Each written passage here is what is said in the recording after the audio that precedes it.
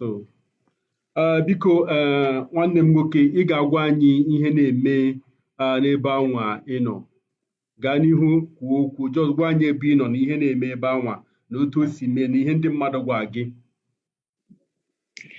Ọ dị mma Igbo ihe ọma nọ ebe m nọ kpọmkwem bụ na Awo-Idemili ya bụ kansụl ọchịchị Orsu dị na steeti Imo ebe anyị nọrọ nnọọ nweta akụkọ na ndị oji egbe wakporo ụlọ ọrụ ndị uwe ojii na ya bụ ogbe ka ọ kụrụ elekere 9 nke abalị ya bụ abalị ụnyaahụ ka ya mere ụfọdụ ndị mgbara ajụjụ ọnụ bụkwa ndị bi n'ogbe a ebe ụlọ ọrụ ndị uwe ojii a bụ ndị kwuru na ya bụ mkpamkpa kpara n'elekere 9 nke abalị emebiri ọtụtụ ihe ka bụ ụlọ ọrụ ndị uwe ojii ahụ emebiri ọtụtụ ihe mebiri ọtụtụ ụgbọala ma gbakwa ya bụ ụlọ ọrụ ndị uwe ojii ọkụ ya bụ dịka a na-akpa ya bụ mkpamkpa otu onye uwe ojii nwụrụ otu onye uwe ojii sụkapụrụ ndị mmadụ kwupụtara aha ya dịka Ela sụkapụrụ ma koropu ndị oji egbe werezie mma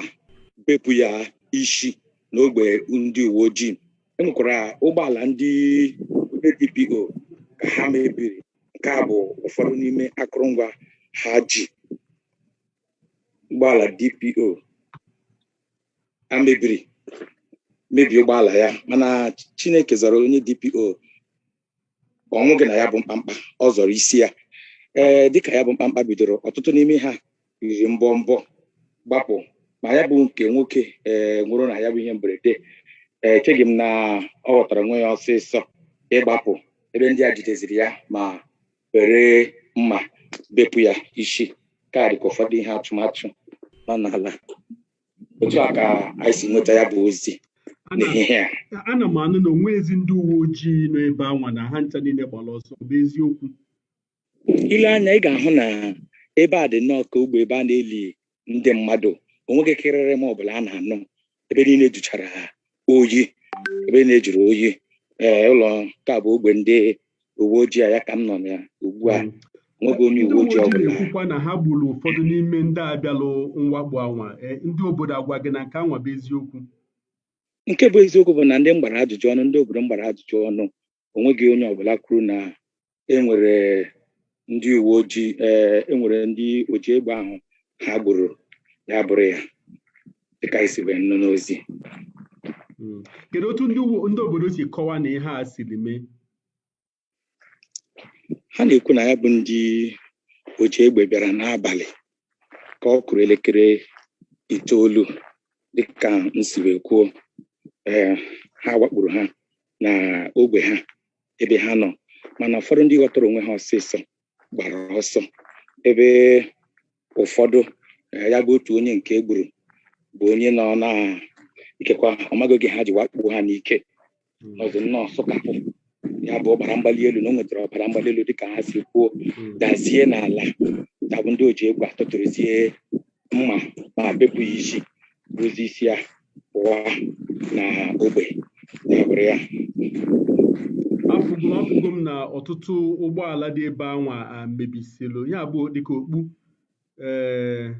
ụfọdụ ụgbọala dị ebe anwa mebisilo emebi dịka ọ dịka ihe atụrụ ogbu because ndị uwe ojii na-akọwa na atụrụ ogbu n'igwe. Afụgo m n'elu ụlọ anwa na o nwekwara ebe mee ka ọ chọrọ ịgba ọkụ dịka ha nwa ndị uwe ojii sikwa kwuo fụkwa na ọtụtụ ụgbọala dị ebe anwa ụfọdụ n'ime ha metụchalụ ọkụ gbachalụ ụfọdụ mana gbalụ ha na dịka o si emebu n'ụfọdụ ebe mana ọ tụzie n'anya dịka otu ndị uwe ojii onwezi onye na-abụ ebe ha ncha niile anọghọzi ebe anwa mana ọ ga-abụ otu obodo si kwụrụ ugbu a mere ha ejighị nọrọ ebe anwa.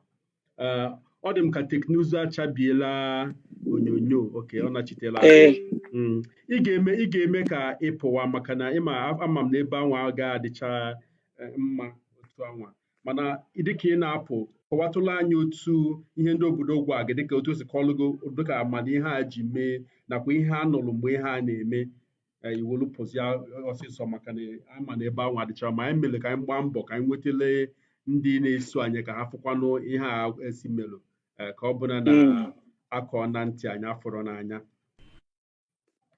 ọ dị mma. Nke bụ eziokwu bụ na nke abụghị akụkọ aja mbele, ọ bụghị akụkọ idu n'ọba. Ma ọ bụrụ ma o mere eme n'ụlọ ọrụ ndị uwe ojii dị na Awo-Idemili dị na Orsu, o mere eme. Mana ihe a kwuru nnọọ bụ na o mere n'abalị dịka anyị si wee kwuo. O mere n'abalị n'elekere 9 nke abalị ka ya bụ ndị oji egbe ji ụgbọala ha wakpo ndị uwe ojii n'ebe a. Ọtụtụ ndị uwe ojii riri mbọmbọ, ụfọdụ n'ime ha gbara ọsọ. Ya bụ mmadụ abụọ bụ onye nke fọrọ, onye nke a gụtara aha ya dịka Ela na Ebere. Ebere gwara Ela biko ka ha gbaa ọsọ. Dịka ha wakpuziri, Ela na onwe ya enweghị ọbara mgbali elu, obi ekoropịa ga-asọkapụzie n'ala. Ndị oji egbe awakpuzie ya, bepụ ya isi dịka akụkọ si wee kwuo. Onye DPO na onwe ya busara ụgbọala ya. Aga m egosi gị ebe ụgbọala ya, ma agbanyeghị na ebupụla ya ụgbọala, mana ị ga-ahụ ugegbe ụgbọala akụrisiri akụrisi iji gwa gị na ya bụ ndị oji egbe wakpuru ya bụ ụgbọala. Onye DPO werezie igwe eji emechi ụzọ, werezie ike mechie ụzọ n'ike, mere na ndị enweghị ike ịbatazi na ebe ọ nọchizie n'azụ mpio, mmapụzie n'ime ọhịa gbaa ọsọ. Ya bụ ka ọ dị, enwe ọtụtụ ndị uwe ojii emerụrụ ahụ, emerụrụ mmadụ 3 dịka ndị obodo si kwuo, emerụrụ mmadụ 3. Enwe onye nke agbara egbe n'aka, mana ofu onye bụ onye nwụrụ na ya bụ njinji. Ndị nke merụrụ ahụ nọ n'ụlọ ọgwụ. A na-ekwupụtaghị aha ụlọ ọgwụ ọwụ, mana ụfọdụ merụrụ ahụ, ofu onye bụ onye nwụrụ. Ndị obodo agbara ajụjụ ọnụ, nwekwana onye kwuru ha ma enwere otu n'ime ndị oji egbe egburu ma o nweghị. Otu a ka anyị si ya na ajụjụ ha jụrụ anyị. Daalụ maka iwetara anyị ihe a. Ọya ị ga-esi ebe a maka ịpụwa n'ọsịsọ maka na obodo adịghị mma. Anyị ekene ka gị maka otu isi galụ ebe ahụ, o wetara anyị ihe otu o si eme. Ọhaneze ụra n'ụlọ otu o si kwuo, onye nta akụkọ anyị galụ n'Orsu Awo-Idemili bụ ebe awakporo ụlọ ọrụ ndị uwe ojii n'abalị. Ndị uwe ojii na onwe ha ekwuola otu ha nwa si kọọ, ha nwa chenụ ya bụ ihe si masị nọ n'ime abalị ụnyaahụ ka ndị a bịara ebe a bịa wakpo ụlọ ọrụ ha. Kwukwa na ofu onye inspektọ dịka onye ọkpọrọ afọ ya bụ onye nwụọ na ya bụ mwakpo, ebe ndị ọzọ merere ahụ. Ma ndị uwe ojii na ogwe ha kwuru na ha gburu ndị oji egbe anwa mmadụ 3. Ma dịka otu onye nta akụkọ anyị si ekwu, ọ sị na ndị obodo ekwuro na ha fụrụ ma nke anwa emere na eziokwu, mana otu a ka ndị uwe ojii si welu kọọ ya bụ ihe.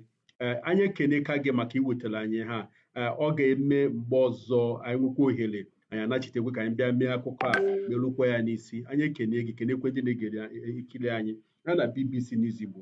Ya dịbazịa. Daalụ nne.